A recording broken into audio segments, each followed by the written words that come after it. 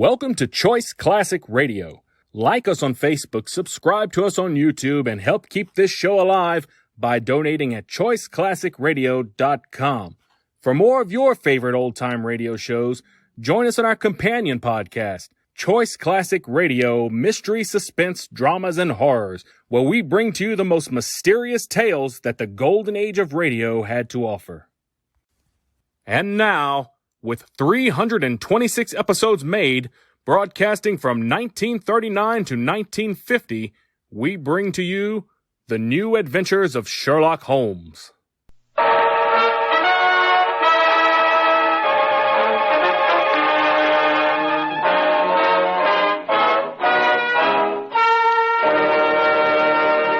Kreml Hair Tonic and Kreml Shampoo present The New Adventures of Sherlock Holmes, starring Nigel Bruce as Dr. Watson and Tom Conway as Sherlock Holmes.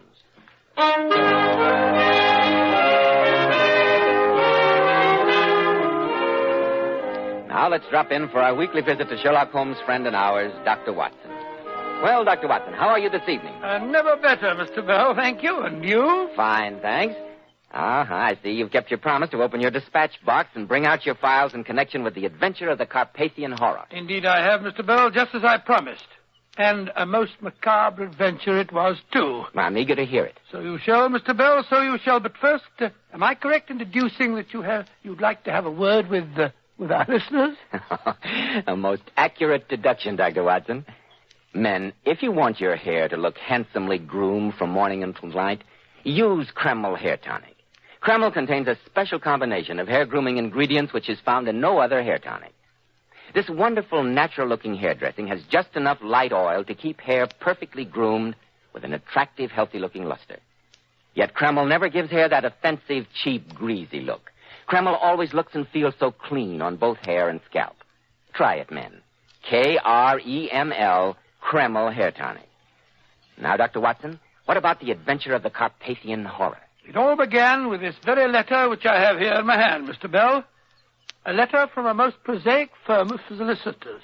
Holmes and I were at breakfast one spring morning in June 902, shortly after the end of the South African War. Holmes had been bored and restless since the conclusion of our last case, and this was the first time that I'd heard him laugh for days. I must say, Watson, that the Morning Post has brought at least one unusual communication. For a mixture of the modern and the medieval, of the practical and the wildly fanciful, this letter is really the limit. Oh? Why, Holmes? Listen. 24 Gray's Inn, London, June the 4th. Re-vampires. Re-what? Re-vampires. The legal mind is always precise, no matter how odd the subject. The letter goes on as follows. Mr. Sherlock Holmes, sir, our client, Count Paul Romania of Grozny in Carpathia, whose trustees we are, has made inquiry from us in a communication of even date concerning vampires and demoniac possession. As our firm specializes entirely in trusteeships and chancery work, the matter hardly comes within our purview, and we trust that you will be able to take the matter in hand. We hope you will call upon us at your earliest convenience with a view toward undertaking the case. Please ask for our Mr. Atterbury. We remain, sir, faithfully yours, Wilkinson, Entwistle, and Dodd. God, Holmes, that's the weirdest farrago of legal jargon and sheer nonsense that I've ever heard. I wonder, Watson. The mention of Carpathia is most significant. Significant of what? For one thing, that remote and mountainous section of southeastern Europe has been the stronghold for centuries of all the legends of vampirism. Oh, rubbish. Oh, come, Watson. Where's your spirit of adventure? After weeks of lying in the doldrums, here's a fresh breeze from the unexpected environs of Gray's Inn. Come on, it's a beautiful morning for a walk. Where to? Wilkinson, Entwistle, and Dodd. And then, I hope, Carpathia.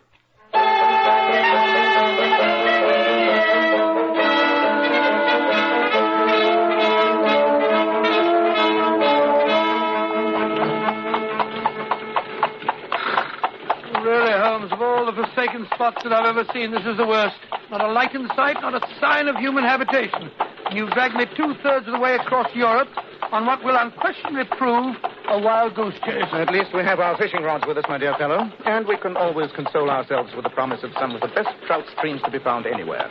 And you must admit that this mountainous Carpathian country offers some superb scenery. I might admit it if I could see it, as it's black as the ace of spades. Still coin a phrase. There we are. Here, look out of the window on this side. There are the lights of the castle. Cheerful-looking place, I must say. When did that fellow Atterbury say that it had been built? The first Count Romany built it in 1410. 1410. That's given it almost 500 years in which to disintegrate. Gloomy pile of stone, if ever I saw one. Look at all those turrets and battlements. Probably damper inside than out. Well, we'll soon see. Aye, careful with that luggage, driver. Careful. Here you are, my man. Surely follow that driver. You'd think the devil was after him the way he drove off. He shut up the moment he heard our destination. Evidently, the Count's local reputation is not an enviable one. Well, I can't say that we're getting a very warm reception. They must have heard us, driver. Well, here's the door, but I can't see any sign of a bell. They seem a trifle short of modern conveniences. Let's try the knocker. Oh, I really think this is perfectly outrageous, Holmes. Why the devil does... It's the name. What'd you say? It's the name. Oh, foreigner, Holmes. Do you speak English? What you want? Nobody can come in. Count Romania see nobody. Count Romany is expecting us. Mr. Sherlock Holmes and Dr. Watson.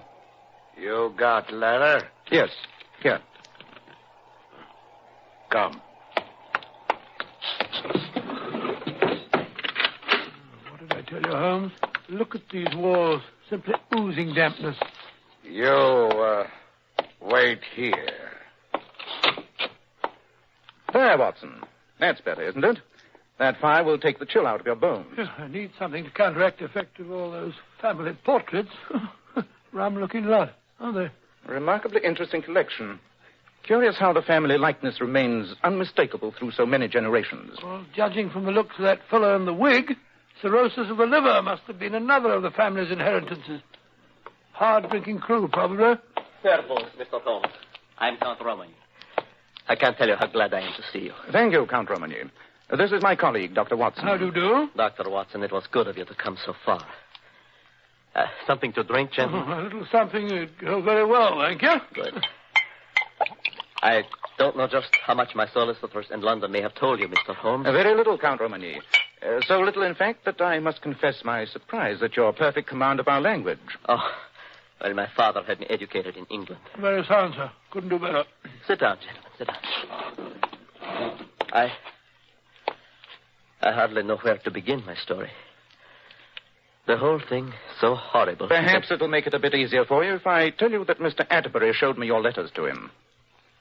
Then you know that I believe I'm going mad.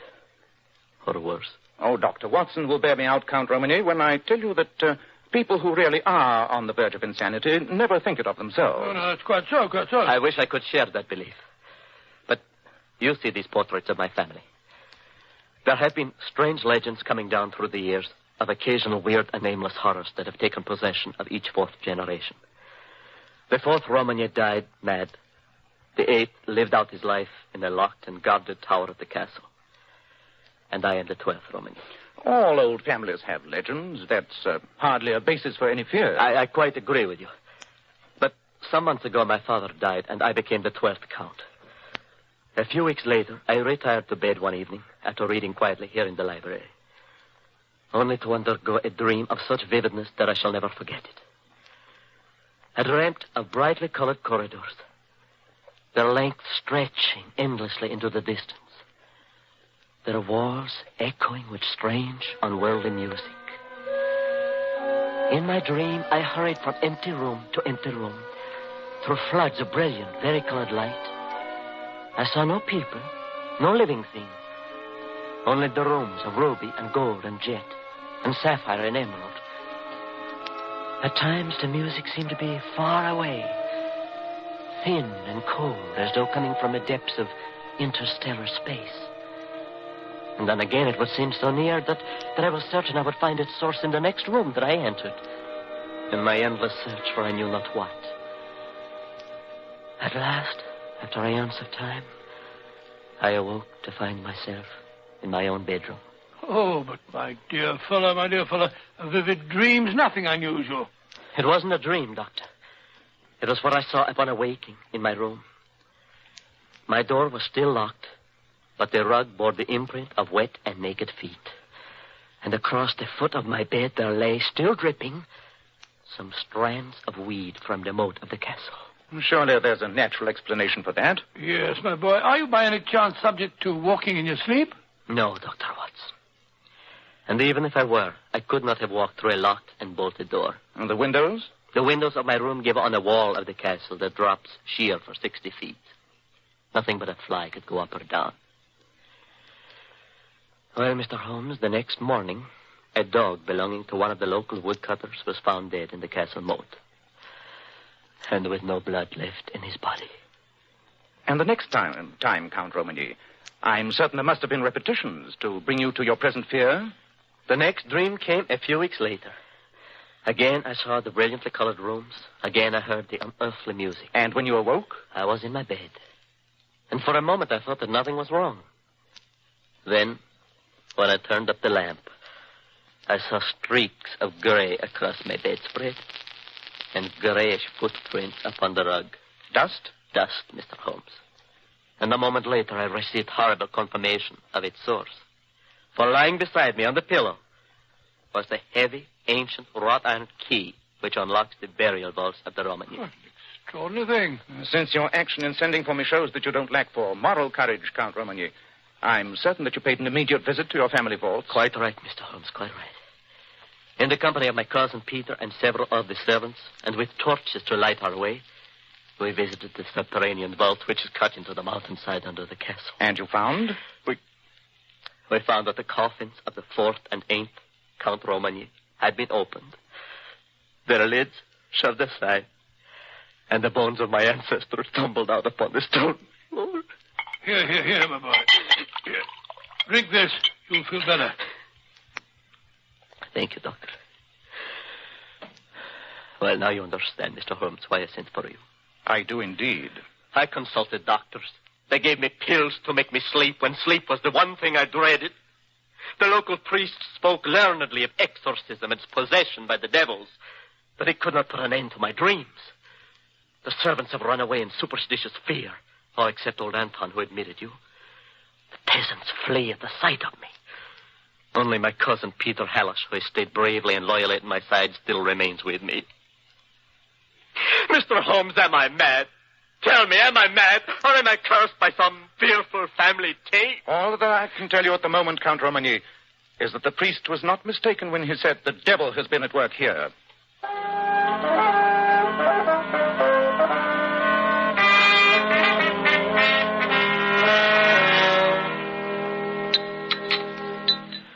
I must apologize, gentlemen, for our limited cuisine. But with all of the staff gone except old Anton, our meals are rather scratch affairs. Oh, my dear Count Romani, your wine cellar more than makes up for it. You know, if you would take my prescription, Paul, and get out on a horse every day for a few hours of hunting, you would have a better appetite. My cousin Peter is quite a materialist, gentlemen. He believes that all the evils of the flesh and the spirit can be cured by enough exercise. And I will wager that Dr. Watson agrees with me, eh? Eh, Doctor? Well, there's a good deal to be said for your theory, Mr. Hallish. Mens sana in corpore sano, you know. Your cousin is, of course, familiar with the events you described to us earlier, Count Romany. Of course, Mr. Holmes. I've no secrets from good old Peter here. And what is your opinion of these strange events, Mr. Hallish? Too much reading, too much thinking, too much brooding about the sins of our ancestors.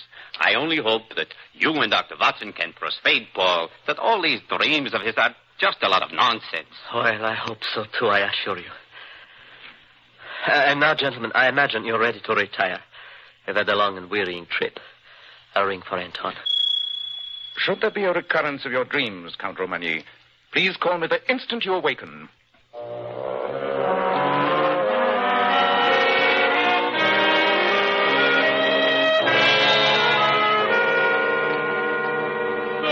Well, damp walls or no damp walls, I shall have no trouble sleeping tonight. I'm afraid you will, Watson. Huh? I intend that one of us shall keep the Count's door under observation all night. For heaven's sake, why? There's no doubt in your mind the poor chap is definitely unbalanced, is there? Is that your opinion? Well, certainly. Careless cake of delusions I ever heard. Poor chap's absolutely certifiable. Nevertheless, Watson, we shall keep watch. I'll take the first, and I shall call you at midnight.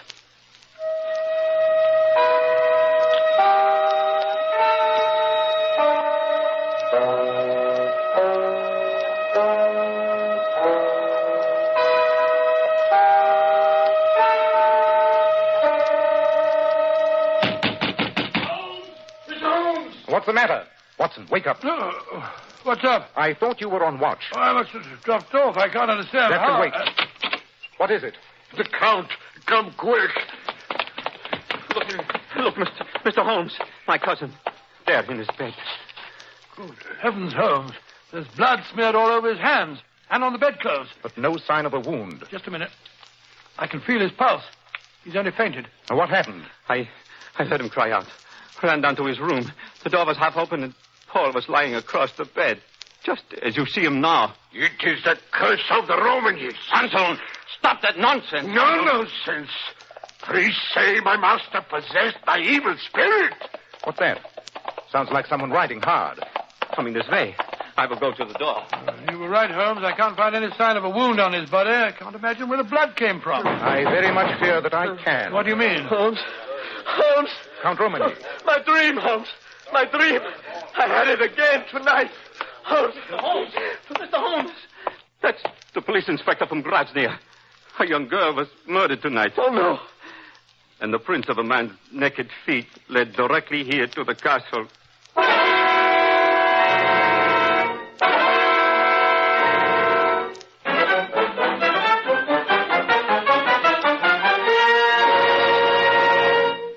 In just a moment, we'll find out what happens next in the strange case of Count Romany. Men, when you buy a hair tonic, get your money's worth. Enjoy the extra advantages of Kreml hair tonic. No other hair tonic keeps the hair more neatly groomed and attractive looking. But Kreml does lots more than keep hair looking handsome. You simply can't beat Kreml to lubricate a dry scalp. At the same time, it removes itchy, loose dandruff and leaves the scalp feeling so alive and invigorated. No wonder Kreml is preferred among America's most successful men. Buy a bottle of Kreml at any drug counter. Ask for an application at your barber shop. Use Kreml daily for better groomed hair, a more hygienic scalp. Kreml, Kreml Hair Tonic. Now, Dr. Watson, what happened after Count Romany's third and most terrible dream? Well, Romany was in such a state of profound shock over the horror that had taken place that I thought it best to administer a strong sedative. Leaving Anton to watch over his master, Holmes and I, with Mr. Peter Hallish to act as interpreter, drove down with the police inspector to the home of the murdered girl. Ask the inspector to bring that lamp a little nearer, will you, Mr. Hallish? Jose Deo Lempat. Shocking, Holmes. Simply shocking. Her injuries look as though they'd been done by a wild animal. You're quite right, Watson. My poor cousin. No court could hold him legally responsible. He'd have to be put away, of course. Hello, what's all that shouting outside? It's the peasants. The news must have spread. They're shouting, "Tuicha fellow Koshte, burn the castle. Polalo vampira, death to the vampire. Hakasuksel, hang him." Well, Holmes, we'd better drive back to the castle immediately. That mob's in an angry temper. They mustn't be allowed to wreak their vengeance on that poor mad boy. Quite right, Watson. I've seen all I wish to hear. Come, Mr. Hallish, we'd better be getting back to the castle just as fast as we can.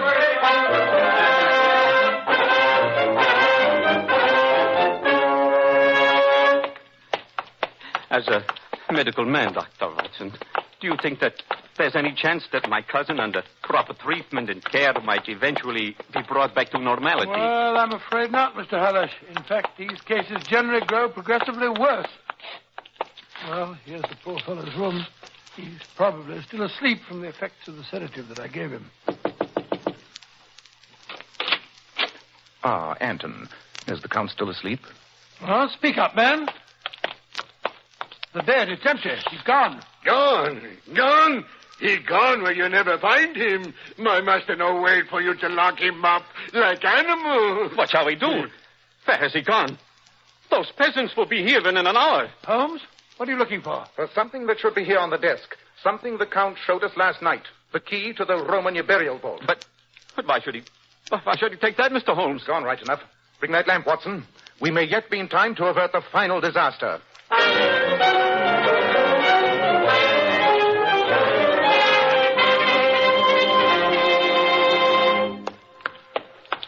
Careful, Doctor. Steps ahead here. The floor is very slippery. This passageway must have been cut out of the very heart of the mountain. It was. Very deep in the rock itself. If all these twistings and turnings haven't confused my sense of direction, we must be almost under the castle. That's right, Mr. Holmes. The burial vault is directly... You heard, Watson? My feet simply went right out from under me. Just broke the lamp, I'm afraid. I know the passageway. It's not much farther to the burial chamber. We will have to go slowly, though. Make what speed you can. I'll keep my hand on your shoulder.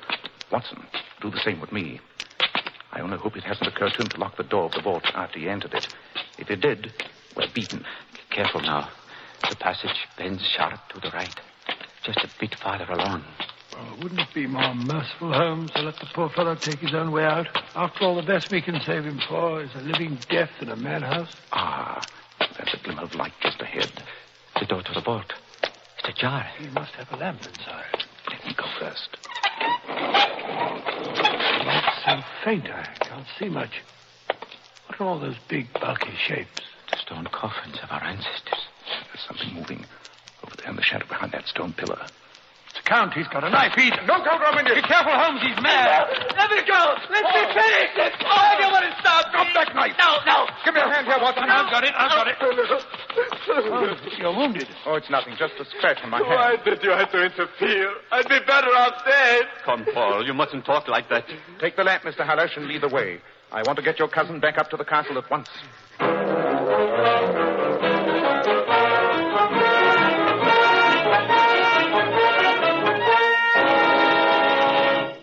Well, it's against my rule to take a drink before breakfast, but this morning I'll break that rule. Thank you, Anton. Sit here, Count Romany.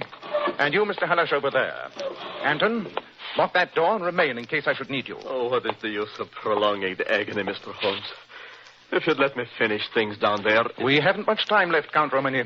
The peasants from the village may be here at any moment. Well, then turn me over to them and let them do what they want. You know we would never do that, Paul. We will protect you no matter what happens, and no matter what you may have done.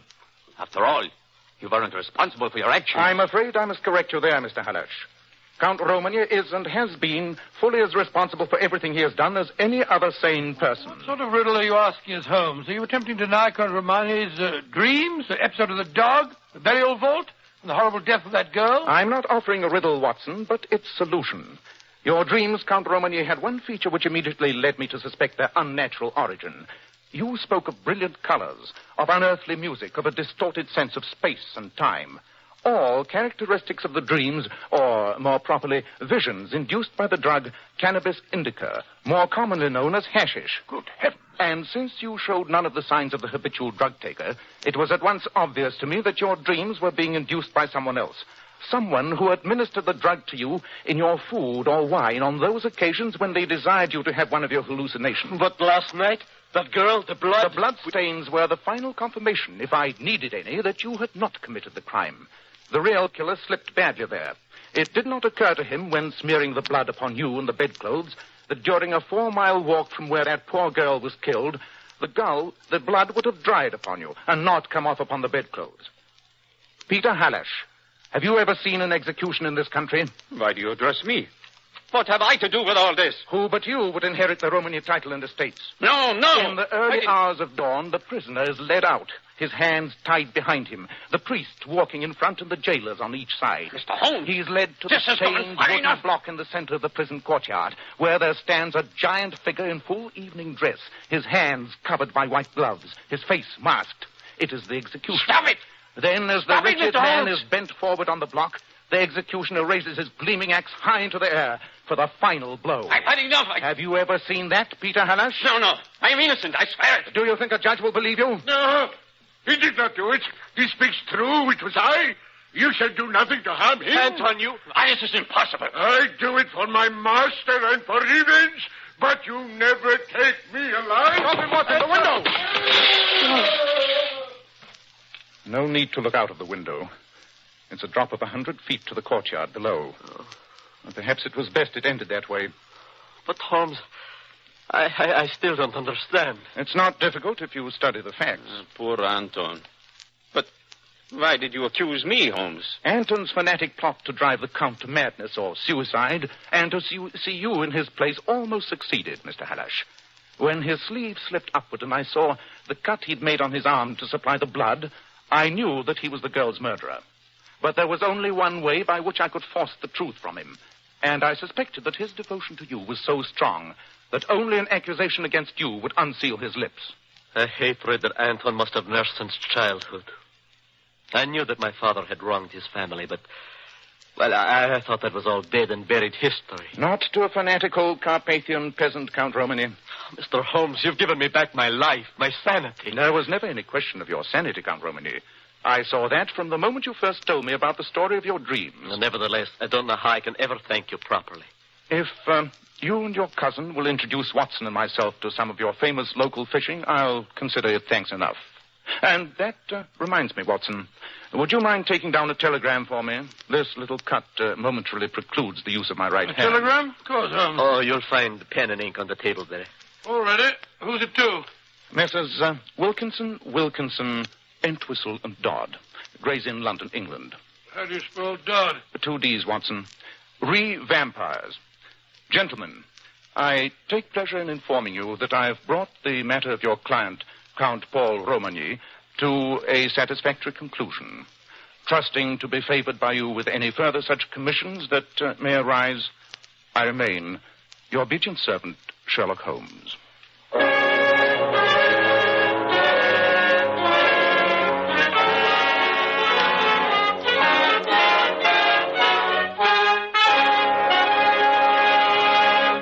Now, friends, here especially transcribed for you is a famous celebrity, that great authority on feminine beauty, the king of glamour, John Robert Powers himself. Mr. Powers. Thank you, Joe. Well, that was quite a send-off. I thought it might be of interest to our audience tonight if I brought along one of my Powers girls. As you know, these lovely Powers girls appear on magazine covers, they star in exclusive fashion shows, and very appropriately are called long-stemmed American beauties. So tonight I'd like you to meet Miss Maria Morton. Good evening, ladies and gentlemen. That's a very attractive spring hat you're wearing, Maria. Like it? Yes, very much. But how about removing it so we can see those lovely shining locks? Why, of course. I'd love to. Maria, your hair certainly looks like $1 million. Thanks to you, Mr. Powers. To me? Yes. The first advice you gave me when I became a Powers model was to always wash my hair with Kreml shampoo. And I must say, never in my life have I used any shampoo that left my hair more radiant. Yes, I'm completely sold on Kreml shampoo. You see, Kreml shampoo has been especially developed to glamour bathe each tiny strand of hair to reveal all its natural brilliant luster. And don't forget to mention the built-in oil base. And that's what helps keep the hair from becoming dry and brittle. The Powers girls tell me that after Kreml shampoo, their hair holds a wave and curl much better. In fact, I certainly recommend Kreml shampoo, not only to the Powers girls, but to every woman who wants to bring out the radiant, shining beauty in her hair. Thank you very much, Mr. Powers, for this beauty tip. And many thanks to your beautiful model. And now, Dr. Watson, what about next week? Well, now, next week I think I should tell you about the strange death of a young Sussex schoolmaster, and how Holmes solved one of the most bizarre and most terrifying mysteries that we ever encountered. I call it The Adventure of the Lion's Mane.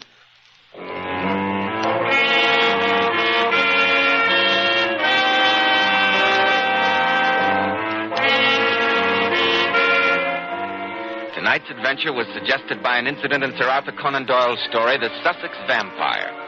Nigel Bruce appeared by permission of California Pictures. Tom Conway through the courtesy of Eagle Lion Pictures. The Sherlock Holmes series is produced by Tom McKnight, with original music composed and conducted by Alex Steinert. This is Joseph Bell, speaking for Kreml Hair Tonic and Kreml Shampoo, and inviting you to be with us next week at this same time, when Dr. Watson will tell us about the adventure of the Lion's Mane.